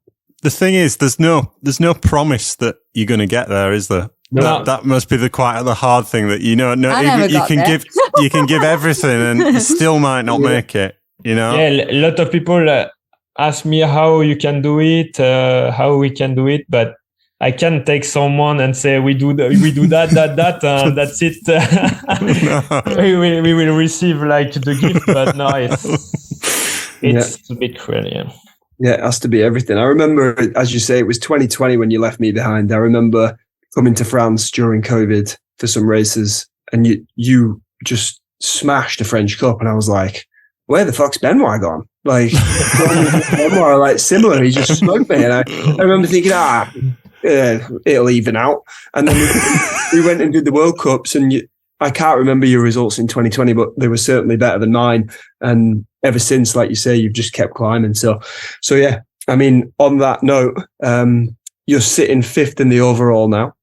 You're on 1,112 points, 218 points behind Loic. The big question is, are you feeling like you can keep this form going into the last 2 World Cups? And do you think you can catch him? When we watch the points, it look easy, 200 points, and like for one win, if you win the 3, it's like 4. It's a lot. 450. Even more, I think. More than that? Because it's 250 per win, no? So it's like they changed 500 semis. and then like... No, they changed semis. They dropped semis back there. Yeah. Yeah, you got 400 this weekend. I almost did like the half in one weekend. So, but yeah, honestly, the plan is to keep enjoying like this victory. It's not happen every weekend. Yeah, for sure. It was like it's why I try to enjoy as much as possible with the fun, because like it's not happen every weekend. I think when I will take the plane for snowshoe, the mind will swift and it is okay. It will be after that at the end. I think everything will play at the last round. No. Yeah, it'll all come down to Monza now. They will put like all the points just for the final, like. We've just been talking about that. We don't know. Because it changed like few times, no? The skepticism on whether you can win points in semis. So, I would imagine it will be all the points for fun. Yeah, everything is possible, but not just for me, like for 6 people or 7 riders. So it's an exciting finish. Yeah. I just wanted to ask you about the Supreme V5. The V4s were known for developing a few cracks. Have you cracked a V5 yet? Yeah, the V4 is, everyone know, like we had some problem of fiability, but like the V5, I still riding in the mud, like my first bike, from like Lourdes last year. Nice. It's my training bike, and we didn't have any problem. And it's like a pre-series frame. It's pretty much the same. It's not exactly the same. Like the difference is just, I think, like we can change the rigidity at the rear of the bike. But when it's muddy, I still riding this bike in Morzine because I don't want to destroy my new bikes. And at the beginning, we count the number of runs, and I stopped counting at 500 runs. Whoa! It's just insane. And we changed like 3 times the bearing. Yeah. And like I did like first World Cup with this bike. All my first year training in Morzine, Whistler 2 weeks, New Zealand 3 or 4 weeks. My winter training with this bike, and after I changed my training bike, but I keep for the muddy days. Cool. That's good to hear. But yeah. Well, look, thank you for making the time to come on the pod. As I said, I said, drop you a message yesterday, and I said, as I said then, I'm genuinely so bloody pleased for you. It's a victory for perseverance, for grit and determination, and it's so wonderful to hear. That's possibly my favourite interview we've ever done on this podcast. We've done some belters, but that is possibly it. To hear someone who's put so much into it and tried so hard to get there, it's amazing. Thank you so much, George. I really appreciate it. Yeah. I hope you can win. I hope you can win another one soon, Benoit. I hope too. Best of luck for the rest of the season. We'll be back with more after these messages. Yo guys, I'm Charlie Hatton here from Continental Afterton Race Team. We've just been out here for a week in Ride Southern Spain. Been absolutely sick. 5 days of riding on dusty, dry trails. The facilities here are absolutely mega. Like the villa is really nice pool, nice workshop area, bike wash facilities. So yeah, it's got everything you need really. And pretty sad this is my last day actually. It was mega. Yeah, I'll definitely be back. You can ride till your arms fall off, I think. If you're enjoying the Making Up the Numbers podcast, hit subscribe now so you don't miss an episode. and drop us a review whenever it's convenient. For additional content, follow us on Instagram at Making Up the Numbers Racing. Choose single track. Choose print. Choose digital. Choose an independent mountain bike magazine. Choose mountain bike culture. Choose adventure and mishap. Choose great stories and glorious photography. Choose ad-free access to our website. Choose time out with a mug of tea. Choose an annual subscription. Choose a monthly subscription. Choose discounts in our shop on a range of ethical products. Choose bobble hats. Choose hip flasks. Choose gift subscriptions for your friends. Choose single track salvation for your arse. Choose a username. Choose a community. Choose to support independent publishing. Choose your future and our future. Choose single track. So, wrapping up Leger, Sasha Ernest was 5 seconds up when she crashed and still finished fourth, but Valentina Roa Sanchez held it together to win junior women. She's leading the series now on 285 points, with Lisa Bula doing second and Aris in third. Two really contrasting styles there, Emmy. So we've got Aris, who's either top two or bust, with 3 wins this season, including world champs. And then Valentina and Lisa, who have 1 win each, but podiums at pretty much every other race. As a team manager, kind of looking at prospects coming through, what do you prefer to see juniors display? Is it raw speed or is it consistency? I'll go with raw speed for like junior women's, but because you can still like learn consistency. Because I know for a fact that I started down there with 21. I was like crashing my brains out every 2 like runs. Because I was like, whoa, this bike is just like so fast and I can do so fast on it. But then obviously when you do a mistake, consequences are a bit higher than on a cross-country bike. So I think, I don't know how Aris will do. Like she had a concussion after a crash, like from Leger. So it's not even really sure if she's going to do the last 2 rounds. Hopefully for her, I think she was doing better. But I was really stoked to see Valentina taking her first World Cup win as well. Because she's been third in Leger the year before when Jenna won, but she was really close to like win some other World Cups. And I think she probably was going to win Le Vielle because she was the only rider that could make it down, like without like getting sketchy. And her coach was like, damn, like I felt robbed. Like she had it in the bag and then she was devastated, but then she turned it on and win the next one. So like Benoit a little bit. So when you can bounce back from that, I think it's pretty impressive. So we'll see it's pretty exciting finish, to be honest. And almost every category, maybe the junior men have a little bit less surprise, but yeah, it's pretty exciting for sure. So Ryan Pinkerton took the win in Leger with Bodie Kun injured. Heat Ryan looks to have the overall wrapped up in junior men. Vali has pretty much done the same in elite women, 424 points ahead of Nina in second and Marine in third. Great rides from Marine and Monica Rasnik, though, in Leger, Emmy. Oh, yeah, Monica's this is her personal best, second place. Yeah. So she had a quali win in Val di Sole when he was like pouring down a few years back. Yeah. And I know because I got second and she beat me in quali and I was like, oh, I could have a quali win. And then she like got second this time. So I think it was like she hadn't had a top 5 this year yet. Right. It was going rough for her. And I think also for seeing how she was riding in Andorra after Cam's accident, I think she was pretty like thrown off by it. Like a lot of people are, but like also Bernard said he was thinking about it on the World Cup and stuff, but she was like definitely affected. So Andorra didn't go well, but then she turned it back and Marine back on the top step after 1 year off. That was pretty cool to see. Obviously I was like big gutted for Vali because, I was like, damn, like she crashed in the first corner and then she tried to push and I thought, 9 seconds, she could come close if she really pushes, and then she crashed again and gave up. So yeah, it's a bit. Loic leads the elite men on 1,330, with Jackson on 1,273 and Loris on 1,208. Given how he's riding, given he's so strong psychologically, you've said already that it's possible, Jack, for other people to do it. Can you see anything other than a Loic Bruni win? Yeah, I can actually. Yeah? Yeah.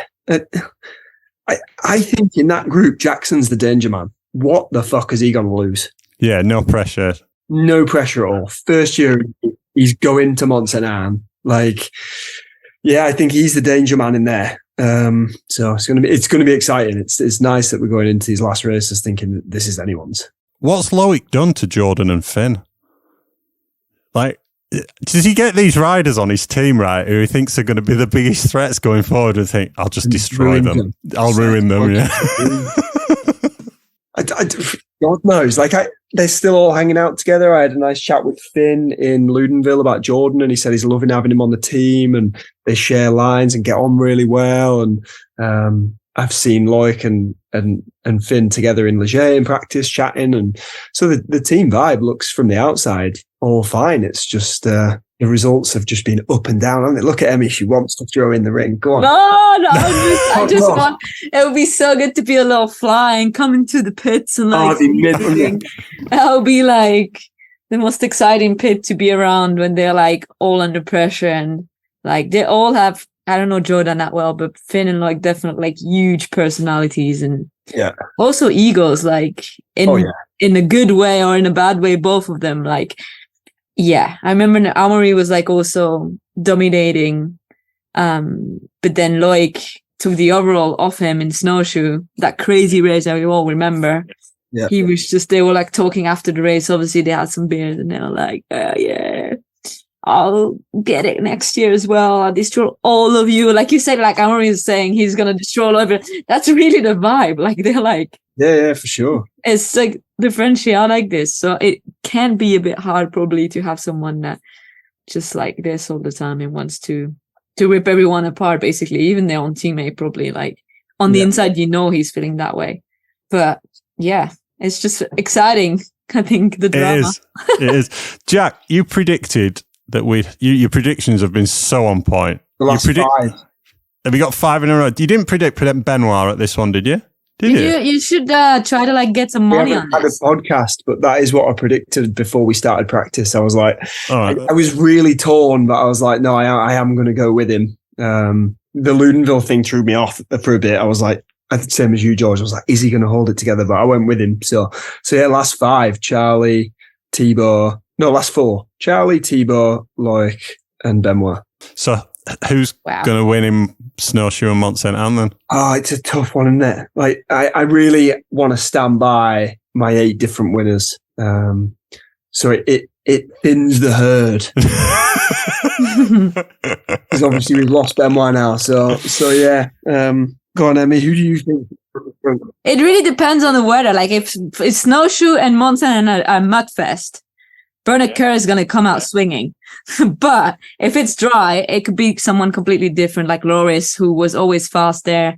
Yeah. Andy Kolb has come really close to Leger. I can't have him because he's already got one. So I know, but I mean, he could like. Have you looked at that show with Elliot and Rob? No. I mean, they show the difference. Even on the live thing, like he lost half a second in his mistake, like he had it. Oh yeah. Oh, he throws it away. You can see the splits. Like he gives it him. Yeah, but like it was like, so you're like, and also you had a mayor of the semi, so he's like on it. But he's making mistakes at every one. Yeah. So it's tough. You've got to have, if you're going to go for a different one, you've got to probably have Loris getting one. Well, Snowshoe, I'm torn between Dak and Loris. Yeah, Dak. Yeah. Is that good in Mont Saint Anne or no? Dak's good anywhere. Yeah, but just so hit and miss. That's the thing with Dak. All right, I'm going to go Loris, Snowshoe, Finn, Mont Saint Anne. Finn's going to find his magic again. I'm going to go Bernard Snowshoe because I really believe he could do it, and I want to hear the end of the story here. I can't keep going on like this. I'll be really like same with Cam and Nonnery. I'll be pissed because I'm not going to be there. Are you not? You're not coming over. No. You're not going.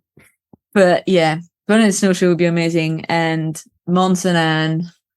Jackson, gotta be. Huh? Gotta be Jackson. I'd be choosing Jackson if I choosing a different winner. Yeah, Jackson. And for the women, Snowshoe, Vali, and Mont Saint Anne also Vali.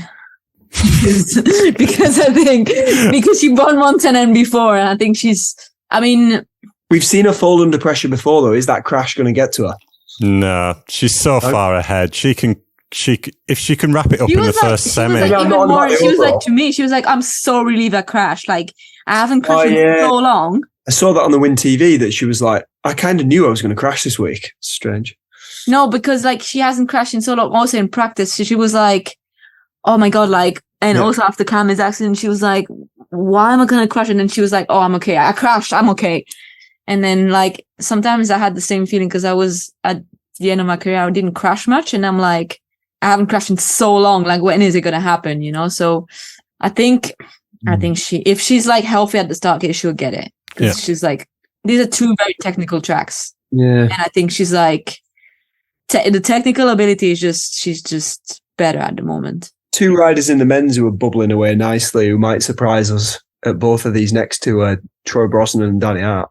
Two of the kind of bit more veteran riders now, but getting good splits and podiums. Danny's won at Snowshoe before, so I wouldn't be surprised to see big performances out of Danny and Troy.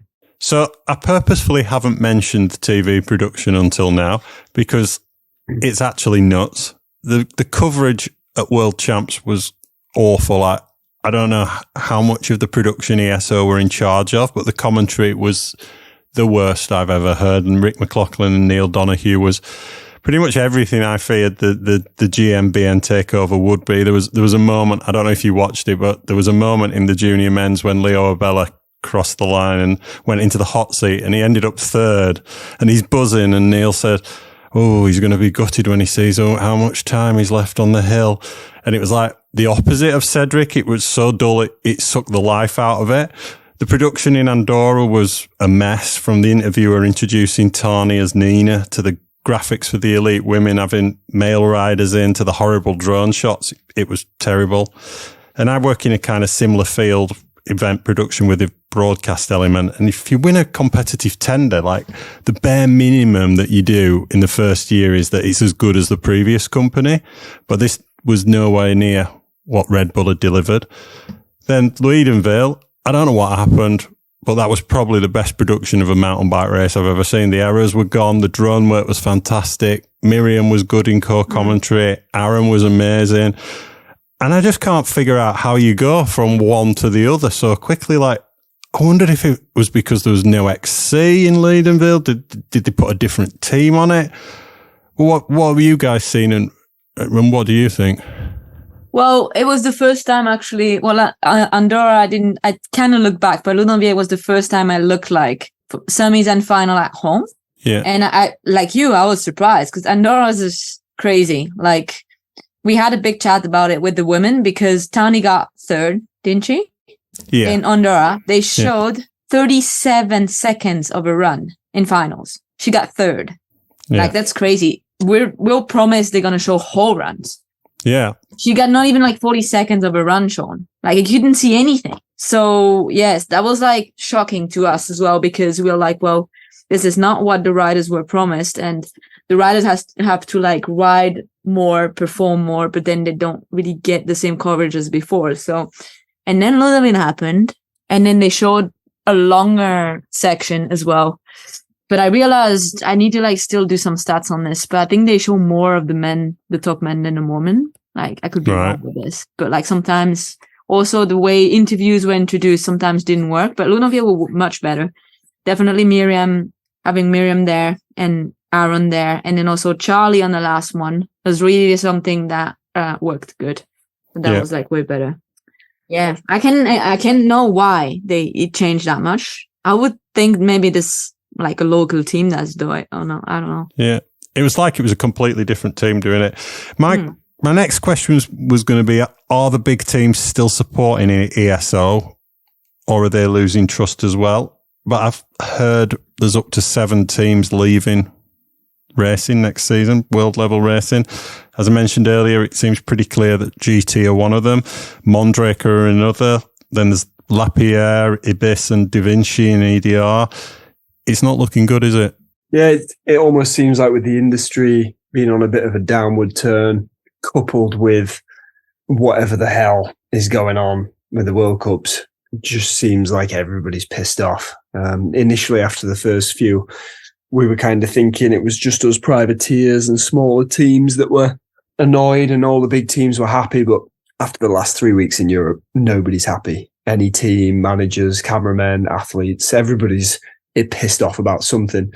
And the big thing that I've picked up on over the last few weeks is that I think a lot of these kind of mid-sized teams and smaller teams and privateers, everyone's just going to fuck it off and just go off and do European Cups, Nationals, Crankworks, because it's pointless. You're not wanted there. It's a hostile environment.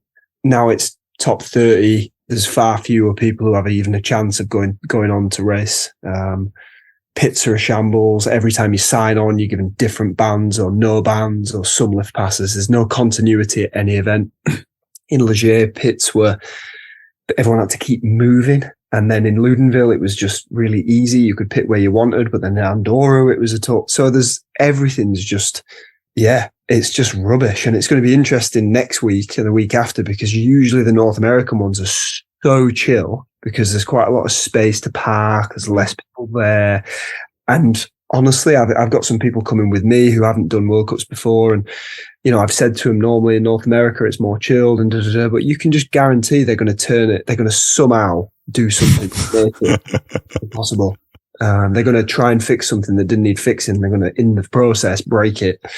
So, I personally feel like I'm getting out at the right time. Like, obviously, I'm still going to be running my program and I'm not ready to disclose what we're going to be doing. But, I'm certainly feel like I'm getting out at the right time. And saw some reports today online that Global Cycling Network's up for sale.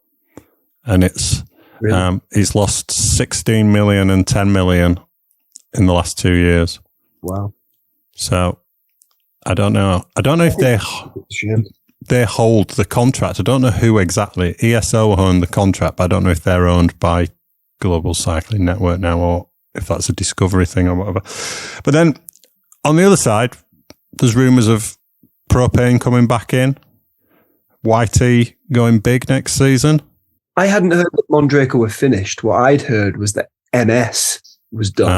Mondraker were running their own thing. That's what I'd heard. But whether that's true or not, it's all speculation. So, Team Rumours. Let's start with those riders on GT. I've heard Jess Blewett's already signed for someone else. Any ideas who that might be, Emmy?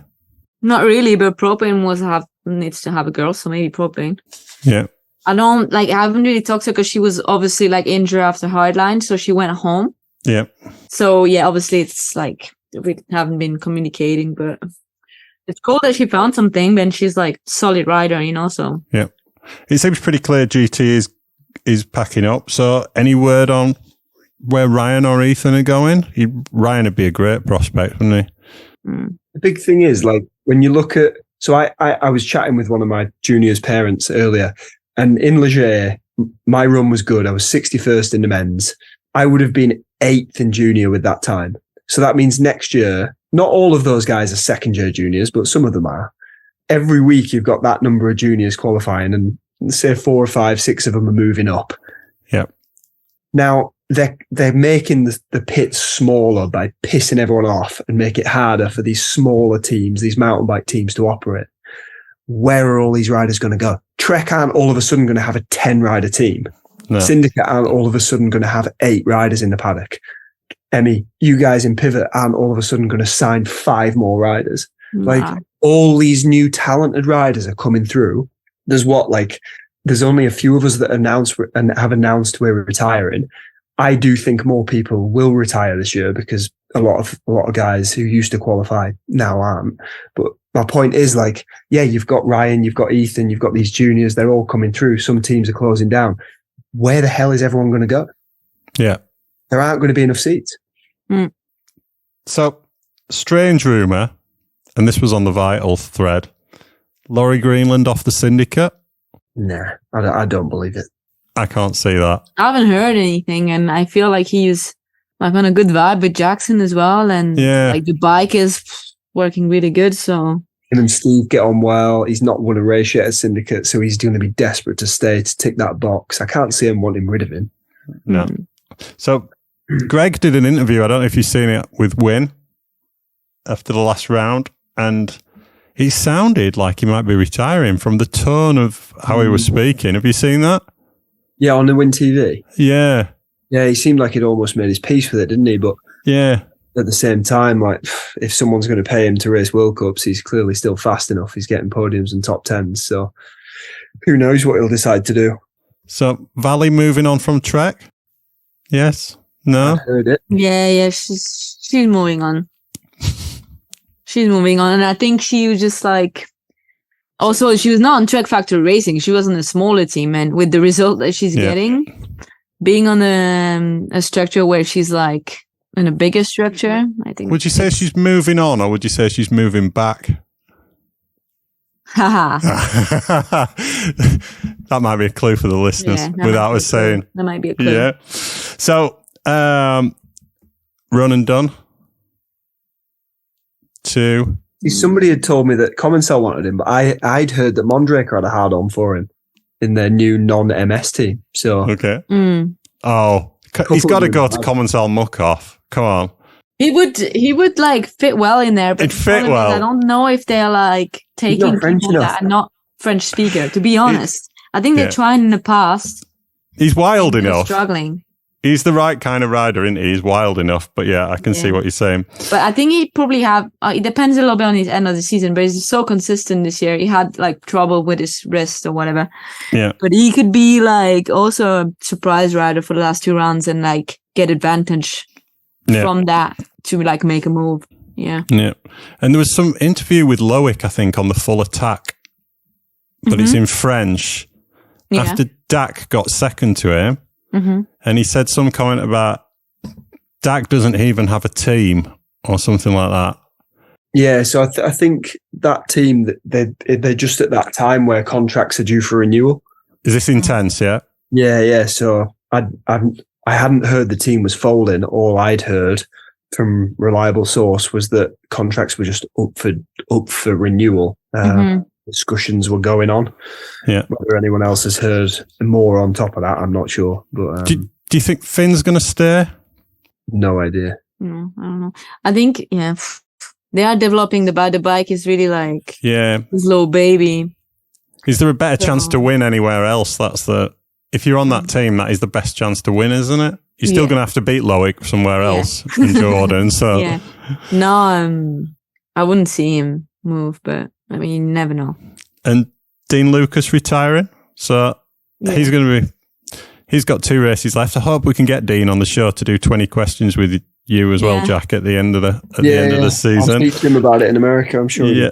So someone might go to Scott then? Someone. That's a little rumor I've got. I know that Gonzalo's riding with Scott at the end. Oh, yeah. He's done well. Obviously, he's supported him at the last couple. And it sounds like they're interested in him for next year. So I think that'll probably depend on the rest of his season. But he certainly deserves a shot because he's fast and he's starting to make it work. So anybody else you could think who might go to Scott, Emmy? No, because like in the development team that they have, there's some guys, Châtenay, Garcin, they're like doing good. They're qualifying. Yeah. But they're not like Gonzalo podium. was doing. It was still a little bit missing. Yeah. But I mean, they could do it in the last 2 rounds. I don't know. There always been good riders also in the mud. So if it's get crazy up there, it could be. It could be up for anything. Jack, 2 races to go in your career. You're finishing on your favourite track, Mont Saint Anne. How are you feeling about it? Yeah, positive, to be fair. I mean, across those 3 weeks, like the better split times I've had have been on the fast sections. Even in Leger, my run that I didn't qualify with, I was 12 fastest through the last sector, and I think I was about 30th through the top sector. So Mont Saint Anne's flat out, suits me down to the ground. But I mean, ultimately, mate, I'm just enjoying it. Like, in Leger, I couldn't be annoyed. I'd had a good run, and there were 60 riders that were faster than me. I was a bit fucked off with Laurie. Like, he decided not to race. He couldn't have decided that before quality. I'd be having a word with him. Come on, mate. Next time, just throw Can't have it all, Jack. Can't have it all. Just throw the old man a bone. You know what I mean? I've already threatened Harry Malloy. If he does that to me again, we're going to have words. Well, but best of luck. When are you heading out? We fly out on Monday the 25th. So normally we go a little earlier, but now I've got Blake. I'm trying to minimise minimize unnecessary lengths to road trips. So fly on a Monday, drive straight there and crack on with it. So hopefully it won't be snowing. And Emmy, you're not heading out? No, I had to decide quite a little bit earlier. And obviously we didn't know how Camille was going to do. And now she's doing okay, but like still she's not driving. And she might have also, I think I just wanted to support her during this time, and being away working. I was just not feeling 100% confident I will be able to enjoy being away and stuff like that. So I had to decide a week after, and I was like, no way. I can't imagine myself being away. But it was my last race there in snowshoe, so I always enjoy going back. But I guess I will probably enjoy it even a bit better if it's snowing and I'm in front of my TV with a blanket. Jack is freezing on the hill. No, I'm excited to see how everything folds out from the outside. Would be a good experience too. Cool.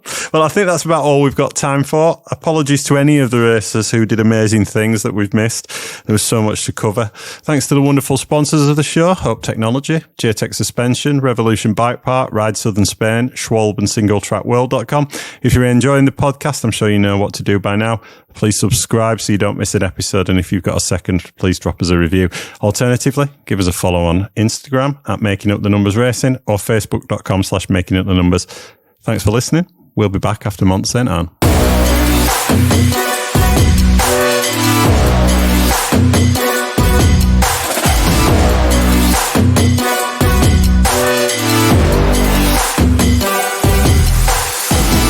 This has been the Mammoth production for Making Up the Numbers.